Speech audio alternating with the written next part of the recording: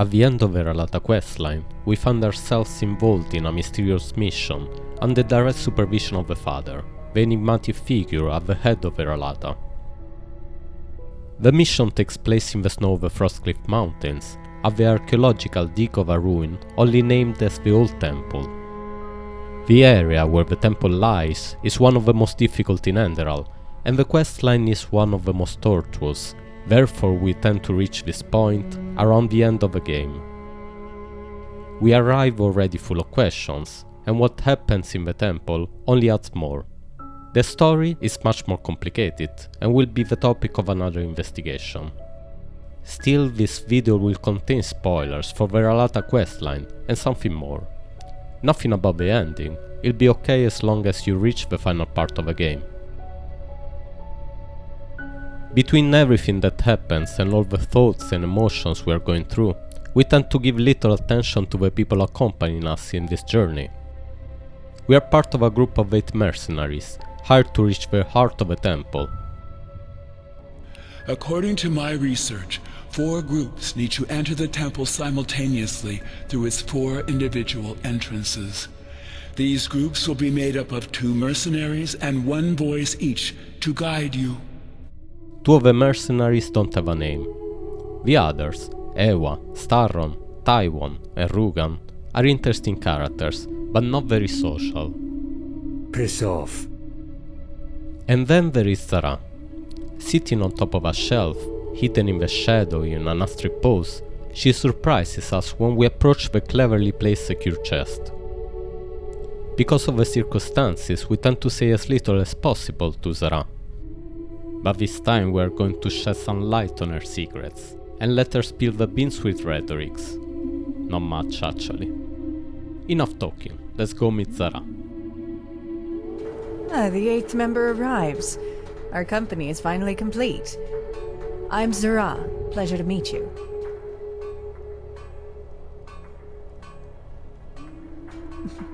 I am, as you can tell by my dark skin and my almond-shaped eyes. Jokes aside, Zar'Ah is my street name. I got rid of the old one a while ago.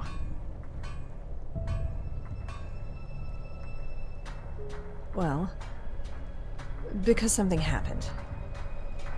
Let's put it this way. Something taught me to be more careful about who I trust. I couldn't have put it any better. These lunatics are as likable as a horde of rotten lost ones. And sadly, our colleagues here are no better. Maybe because we're here to fight and not to chat. The one doesn't exclude the other, darling. Do you know when the fun is going to start? As far as I know, we're just waiting for the big lunatic to arrive, aren't we? Good, because I'm freezing my ass off. Come on, let's take a walk. This is our first clue about her identity. She's using her street name. Not a fake name, just the name for which she is known on the streets. Is seen someone harder in the past. We speak further with Zar'Ah before proceeding with the mission, but we do so a bit reluctantly. The problem is, we also have a secret mission. Help Zar'Ah in his quest for revenge against the Father. And just before getting to the temple, Zar'Ah tells us we'd best kill whoever ends up in our team, to avoid any potential obstacle to his plan. Join our cause? We don't. We kill him the first chance we get. The last thing we need is an additional risk. It surely won't be anyone deserving your pity. Almost everyone whom the Relata would hire has earned their death 1,000,000 times over. Not the best start for a friendship. But again, we can speak freely here. So, tell me, any idea what we're up against down there?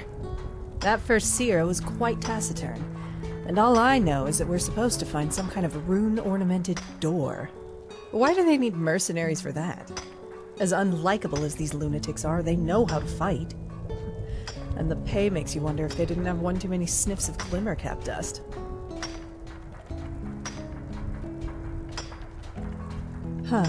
I see. And what's the threat? Lost ones? Vatirs? Pity. Well, nothing better than a surprise, is there? How did you end up here, anyways? How long have you been working for the Relata? Really? You have my respect. I usually don't mind a bit of mystery in my missions, but there's something off about these Relaim. I don't think I'll do another job for them, no matter the pay. Have you ever seen this father character in person? I figured. Well, I guess all we can do for now is wait a little while. I'll hit the hay for an hour. I haven't slept in ages. See you then. Who are you, Zar'Ah? You seem very direct and honest. A cool person in general. Just don't let the Relata hear you.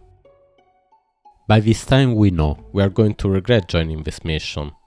And of course we get teamed up with Zar'Ah to explore the old temple. Are you ready? As ready as I can be in this bloody cold. You're Brother Wrath, aren't you? Nice name.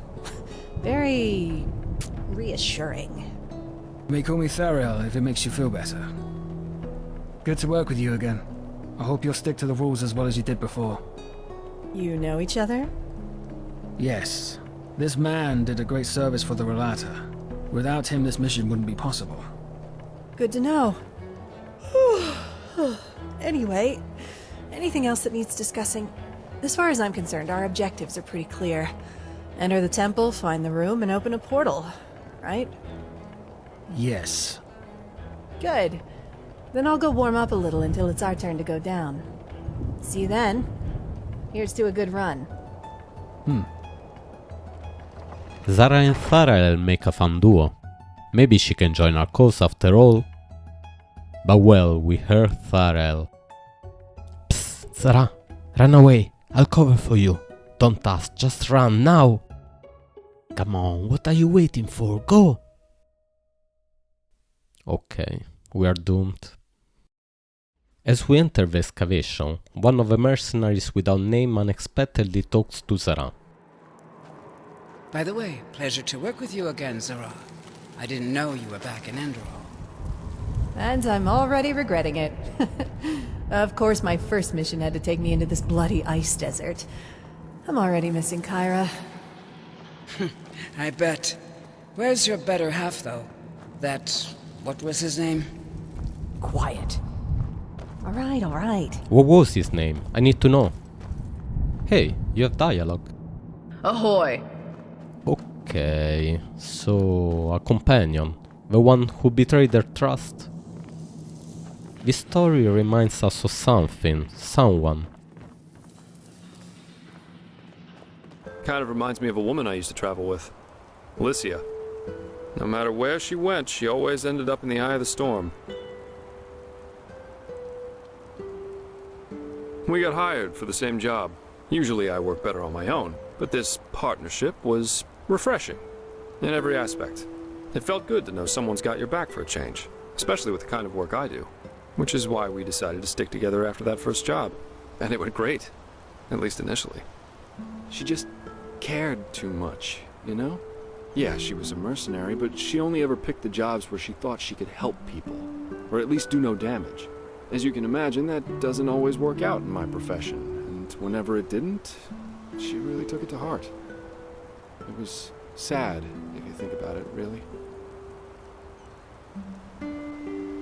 We traveled together, and we had sex, so yes, according to most people's definition of it, we were a couple. That was, let me think, about 3 years. Yeah, we went to Araziel, Kira, Artwend, and one time we even fought a group of petrified on Millet. She fought as ardently as she lived. I don't know how I would have survived that fight without her. Oh, several reasons. First of all, she was primarily a traveling healer, and used the money she got from those jobs to sustain herself. Secondly, Lilia wasn't all selflessness. She wanted to help people, yeah, but she also wanted to make experiences, I guess. Live like an eagle, love like a madman, and dream like a god. A bit cheesy, yeah, but that was her credo. Well, we were simply too different. I guess that's what it comes down to. Let's face it, I'm a pathetic white knight, and an even worse world savior. Lilia and we were just bound to clash. We were lovers, then friends, then lovers again, and so on and so forth. Ultimately, that was just too much for me. Too extreme. Too absorbing. Love as she defined it, yeah. Had it been for her, we would have married after that first night. That's a long story. Not one that puts me in a favorable light. At least if you like most people. Let's save that for another time. Split up. Yeah, that's one way to put it. Lilia. She was the first one. I took what I wanted from her, and when it got too tiresome, I just left her behind. Like all the others, before and after her. We were on a mission in Golden Forest, and had just set up camp for the night. That was a couple of nights after we realized that we had different expectations, so to speak. I went to get firewood, and when I came back, there were half a dozen bandits in the camp. Lilia was out cold. She was still alive. I saw it. She was alive, but I just ran. I just turned around and fucking ran.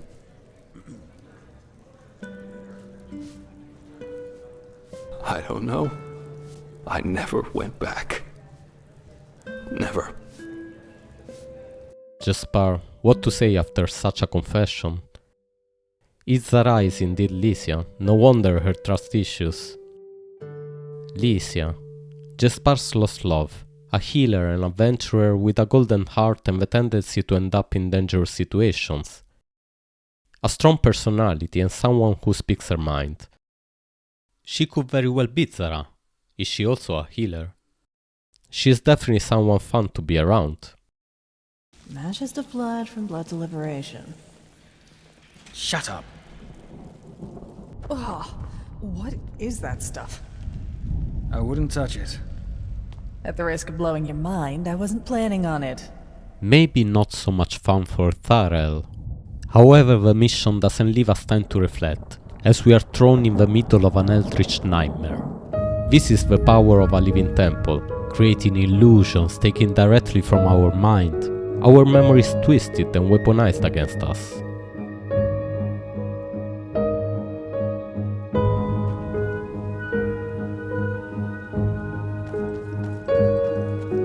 What the? Sarah, what are you doing here? Kill it. Enemy!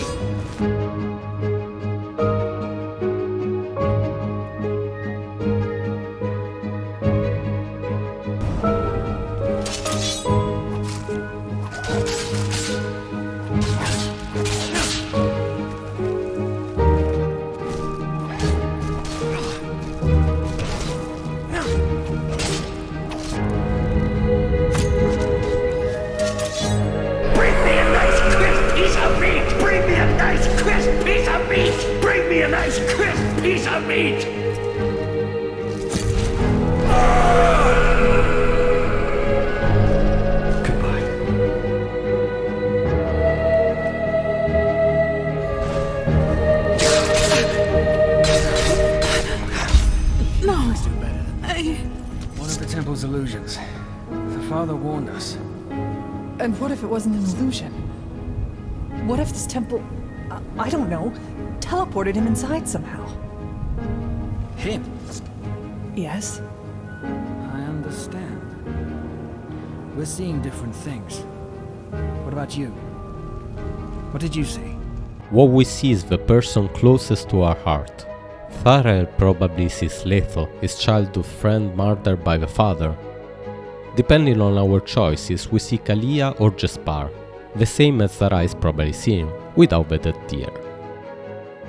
After some wrong turns, Maybe that. we find inscriptions in the language of the Black Libra. More glyphs. Can you translate them? Let me see.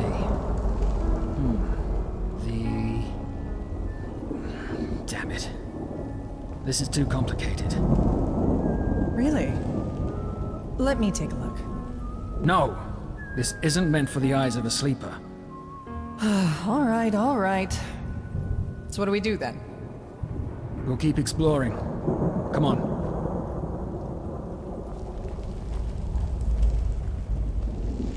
Finally we reach the heart of the temple. When Zar'Ah leaves to investigate some noise, we get a chance to chat with Zar'Ah about the illusions we saw. Blazes. What a bloody prick. Yeah, and he had a terrible childhood, just like all the other arseholes in this world. I know the story.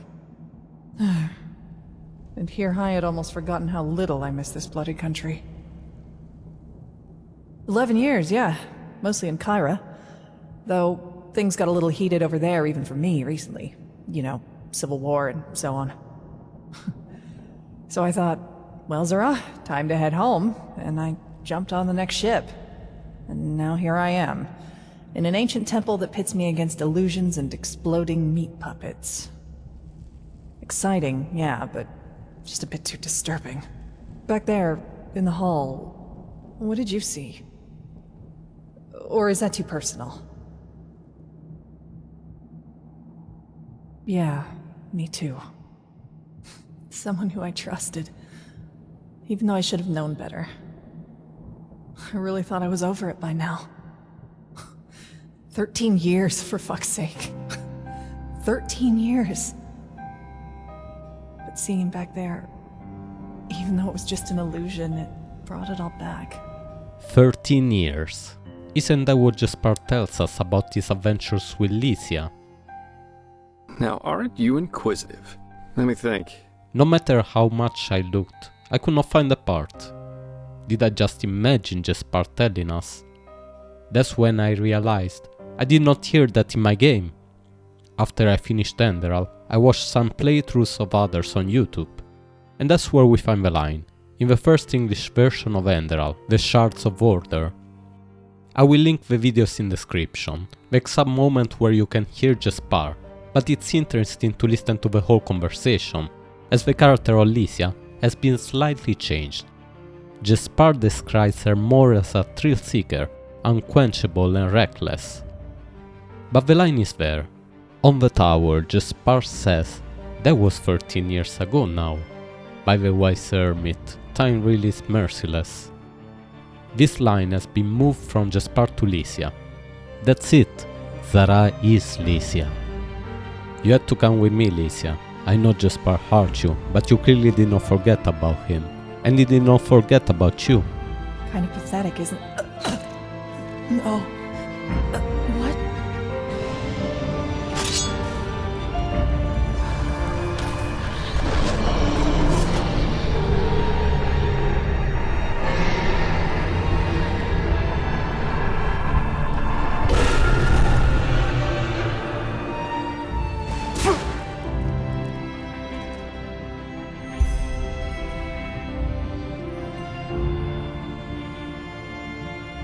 Tribute has been offered.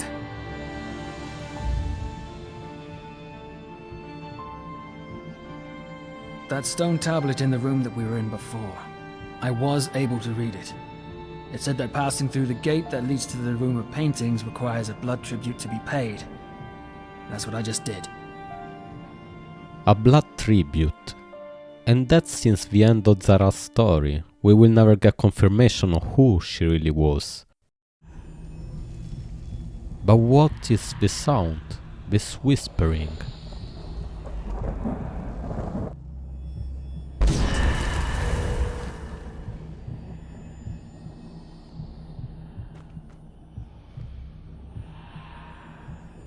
Zarah's soul, a level 4 apparition we can summon to our aid if we invest in the Phasmalis tree. Between the components, a lockpick and a bottle of Riverville Smith. And here it is, Zarah's ghost. And to my dismay, she does not have any restoration magic, no magic at all. Lilia was a healer, so was this all wrong? There is one last test we can do, although it may seem rather cruel. There's something I need to tell you, Jespar. I know it might not be the best moment, but there's not much time remaining. Thank you for checking in on me. I appreciate it. Yes, wait before you find me. There's someone you need to see. Lilia is here, Jespar. It's hard to explain. Jespar? Thank you for checking in on me. I appreciate it. She's right here. Lilia is here, Jespar. Don't you see her? Or at least a ghost? I don't think Jespar or anybody else can actually see our apparitions. With the right memory, we can even take them around the Sun Temple, and nobody raises an eyebrow. Well, if it isn't the Prodigy. I've heard some rumors about your favorite school of magic. Dangerous waters you're treading in. Be careful. Yeah, it's not a rumor, and I got a ghost right here. Nothing about that? Might sound silly with hindsight, but yes, people don't usually see ghosts. It seems the same in Enderal. And although we certainly meet various families, we never see their apparitions. Oh well, Naya, isn't that a sight? The one they all talk about has come to visit us. Someone asks about you, darling. Isn't that charming? Most people are too polite to. But I'm afraid I can't satisfy your curiosity, at least not today. Let's just say that there are more things between life and death than what meets the eye. Except during the quest Our Mark on this War, when we get attacked by ghosts summoned by Mercer. Oh shit!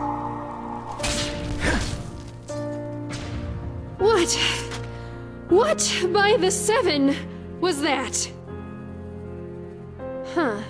Then this Doll Mercer was an arcanist? That's unsettling. That seems to make the difference. A spirit can be seen if it interacts with the physical world. But no, whatever we try, Jespar cannot see Zar'Ah. This is why this mystery is so confusing. Things seem to come together, but not completely. If only we had one last clue, but there's nothing more about Zar'Ah in Enderal. In fact, we find our last clue outside Enderal, inside the book Dreams of the Dying. This is where I need to tell you something which could be considered a small spoiler. Nothing about the story, it is more like backcover information, nevertheless something you might prefer to find out for yourself. Dreams of the Dying is a book written by Nicholas Litzau, lead developer and lead writer of Enderal. It was initially published as a free web novel and a spin-off of Enderal starting from January 2019. Since then, the story has been revised and published in printed form. Due to a trademark claim, in October 2022 Nicholas has announced that he had to further revise the book in order to fully detach it from Enderal. This has nothing to do with the current Zar'Ah team. In fact, we can still see the novel advertised through their channels. However, Dreams of the Dying was already its own story. I am the lucky owner of the 2020 hardcover edition, which also contains additional information and drawings. Nicholas explains in the foreword that he found the canons built through the Vin series too disjointed, as different authors worked on them during the years. And also that writing with the events of Enderal in mind was too restrictive. The new revised edition maintains the story and characters, but changes names and the lore. Although the trademark claim must have hit painfully to say the least, I think it resulted in a better situation. Nicholas is now the sole owner of his own fantasy world, which he can develop and explore the way he wants and needs to, the 12th world. And his book, old or new version, is nothing but phenomenal. Not only I found the mystery and atmosphere which captured me in Enderal, but it helped me somehow better understand some aspects of the game. Let's be clear, it is not that there is much of Enderal in Dreams of the Dying, it is actually the contrary, there is so much of Nicholas in Enderal. After reading the book, we can notice his hand behind so many aspects. The ability to flesh out believable characters we end up caring for, in their good and their bad. Building intrigue, compelling plots, philosophical struggle, in a tight narration that easily pushes forward and higher. And themes and motives which clearly have been around Nicholas's mind for years and years, much before he joined the Shuri team.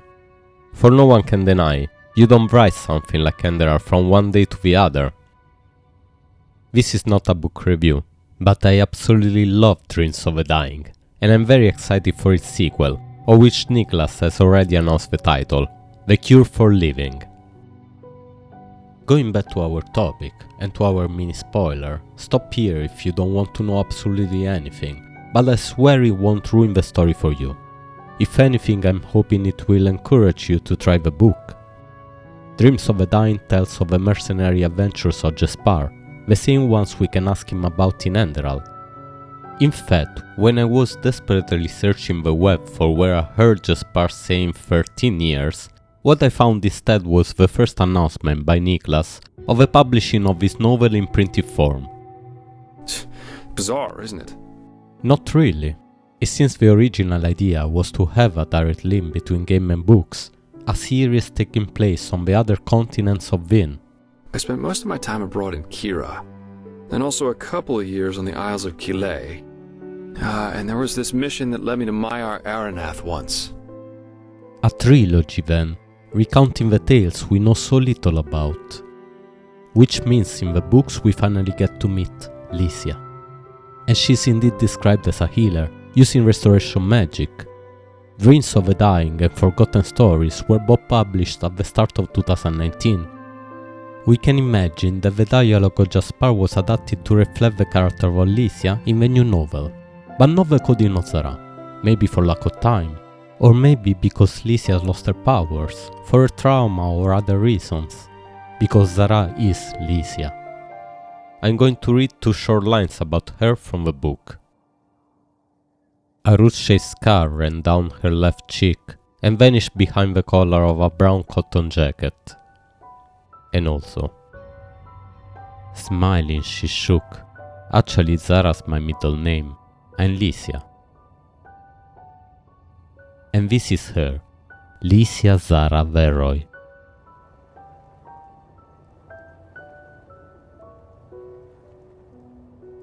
And now, to the most important question. How can we ever look Jespar in the eyes again, knowing we are partly responsible for the death of 2 of the most important people in his life? Ignorance can be bliss. Look at him, so oblivious. Some Enderal mysteries might be best left unsolved. Apart from this mystery, there are no other conclusions about Enderal we can take from Dreams of the Dying. It is its own book, in its own world. But who cares? We have more stories of Jespar, and more to come.